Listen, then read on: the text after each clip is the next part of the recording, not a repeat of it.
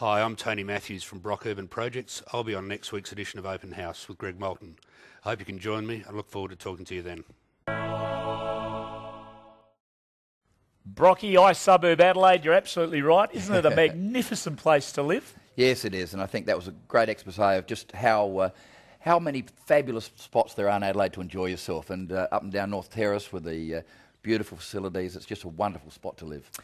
My agent, Tony Mathews, welcome. Thanks very much, Greg. Tony from Brock Urban. Urban Projects, that's right. Give us a little bit of a snapshot of your career. Oh, look, my career, I started in real estate. I reckon when God made the dinosaurs. Back in 1984, I started in real estate, just selling vacant land up in Bellevue Heights in the hills. Spent a couple of years there with the local agent, one of the little boutique agents up there. Then went to Miles Pearce for 5 years after that. Miles Pearce, I remember the name. Yes, yep. He was very successful back in those days. Then I went from there to a group called Kinsman, who were developers and agents. We looked after projects like Garden East in the city on the old East End markets. Magnificent from there down to Holdfast Shores. Moving on from there, I started my own company and had that for 6 years. Did the brewery apartments at Kent Town, the Hurdle East apartments, the Pier Hotel down at Glenelg for urban projects, and a variety of things in between. We did anything really from 2 or 3 townhouses up to 200 apartments. So it's fair to say, Tony, that your experience goes from the absolute grassroots all the way through to some of the best properties that Adelaide's ever sold. I think so. And all price ranges too, Tony. Exactly. Yeah. Look, we've sold. I remember in the old days selling apartments for $110,000, $120,000. I think the most expensive I've sold is around $3 million at the moment. There we go. But we've got things we're working on which will set some new records in Adelaide in the near future with prices that could push up to $6 million for an apartment. Let's just lead on, mate. So the market, how is it performing? The apartment market traditionally seems to ebb and flow a little bit. How are we at the moment? Look, at the moment we're probably flowing a little bit rather than ebbing. We started off this calendar year, January, started off with a real bang, and I think people probably with the GFC had just had a guts full by Christmas last year and then decided to come out in the new year with a positive attitude.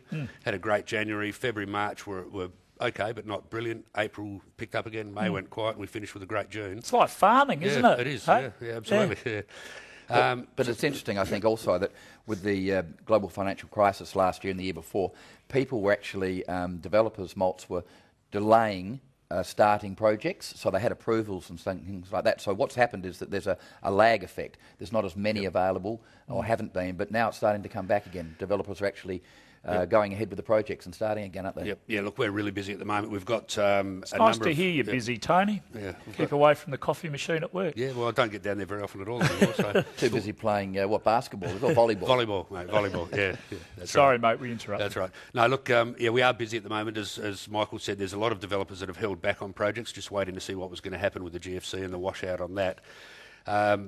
New projects, we've had a few new projects come to the market in the last couple of months, and we've probably got 6 or 8 really major, significant projects we're working on at the moment, which should come through probably in the next 6 to 12 months. Fantastic. Yep. Is it fair to say that the banks held up some of those projects? Were developers finding it hard to find the finance for Yeah, that's a pretty good take on it. I think there's a lot of projects where Say you had a $50 million development, the developer needed $30 million to fund the project. The banks halfway through it might have just got in touch with the developer and said, look, we need another $5 million in cash, otherwise you'd So stop. that means you have to go out there and sell another $5 million off the plan? Either that, which is hard, but also the people who are buying them are finding it's hard to get their finance as well. So it's a double of whammy, isn't it?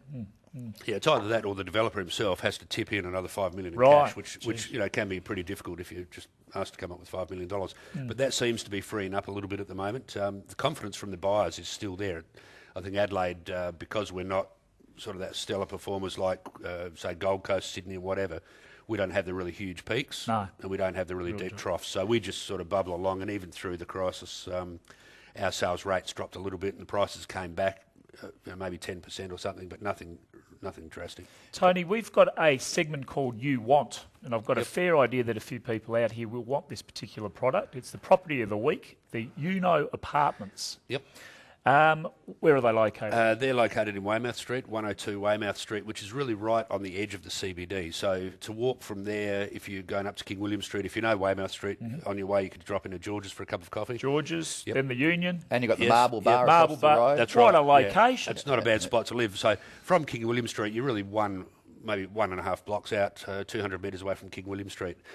Now, the demand for those, I understand, has been fantastic. Could you give us an idea of the sales rate, the mix of them, because I understand there's some public housing and some individual investments, price ranges, and why they've gone so well? Okay. This project's come about. It's our client on this one is the Department of Families and Communities, so it's a state government project. Under Housing SA? Yes, and the funding for that is part of the stimulus package from the federal government. So to clear out problems with the GFC, the federal government came out with a range of stimulus packages. This particular project, which I think we've probably got an image on the screen or had one on the screen. There they are, Tony, looking magnificent. It's a great looking building. It's a 16-storey building, but as Michael said, it's a mix of housing types. It's social housing as well as private ownership. It's only the second time this has been done in Australia as far as we know. There's one in Western Australia and this is the first one in South Australia. But in the 16 buildings, well, essentially there's two buildings. There's a 16-storey building, which is the main tower that you can see, and then a smaller 3-storey building. Now, in the 16 storeys, there's 4 different product types or ownership types. There's general market apartments, which is like you or I would go along and buy. Then there's apartments that are available under the affordable housing program, which is for people that don't perhaps earn a big enough income to be able to afford that type of property. Then there's apartments that will be leased out under the NRAS or the National Rental Affordability Scheme. So an investor will come in, somebody like Unity Housing or somebody like that, buy a quarter of the building. They'll then rent that out, and then the government will give them subsidies on the rent, so they can afford to put people in good quality apartments who perhaps just can't quite afford a city rent. Right. And then there's some social housing, like the Housing SA or DFC clients that, or typically housing trust type tenants. That's a huge mixed bag. Has it been a challenge, Tony? What's the reaction from the general public? Well, at the start when we took the job on, we had some market research and we felt there might be some apprehension from the public and from some parts of the buying market there.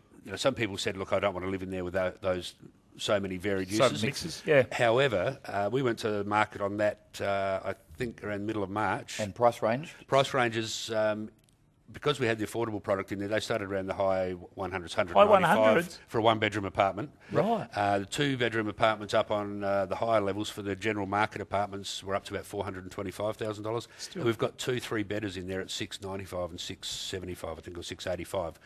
Now, 54 of those apartments, or half the building, were put on the market to sell either under the affordable housing program or general market. We sold those in less than 2 months. Oh. We've got 8 left out of 54. Fantastic. Yeah. So you sold over 46 or 46 so apartments in 2 or 3 months. Wow. Tony, when you think about it, it's actually fantastic what they're trying to achieve in there. Oh, it is. Because the location is awesome, your prices are fantastic, and the public's responded really positively. Very, very well. A success story. It's a great success story. Done. We've got, I think we had 400 people register interest when we first went to the market on that. And we are working on another project like this. I can't give you any details yet. We haven't been approved yet. We haven't got the go-ahead to release details. No one's watching. That's right. It is. It's, but I think our database now, we're up to nearly 700 people that have registered interest in this next project. So there's clear demand from people that qualify under the affordable housing program because they want to get into ownership, but can't quite afford to, want to be in the city.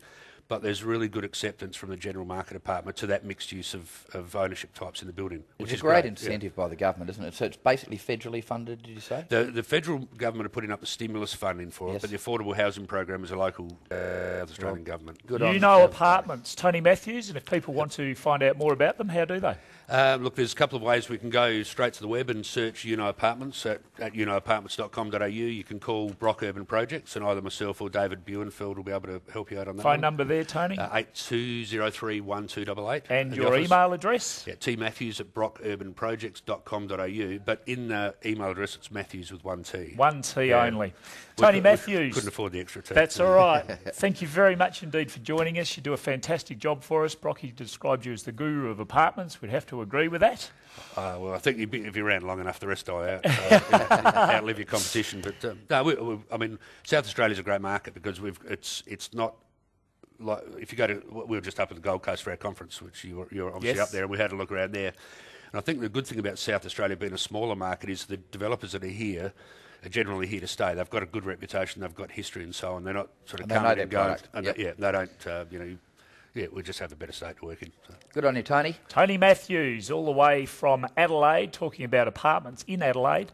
We're after the break. We're back with Will Chapman. Hi, I hope you enjoyed my section on Open House today. If you'd like any more information on the Apartments or Vero Apartments, please call me on 0411 751 828 or email tmatthews@brockurbanprojects.com.au. Thank you.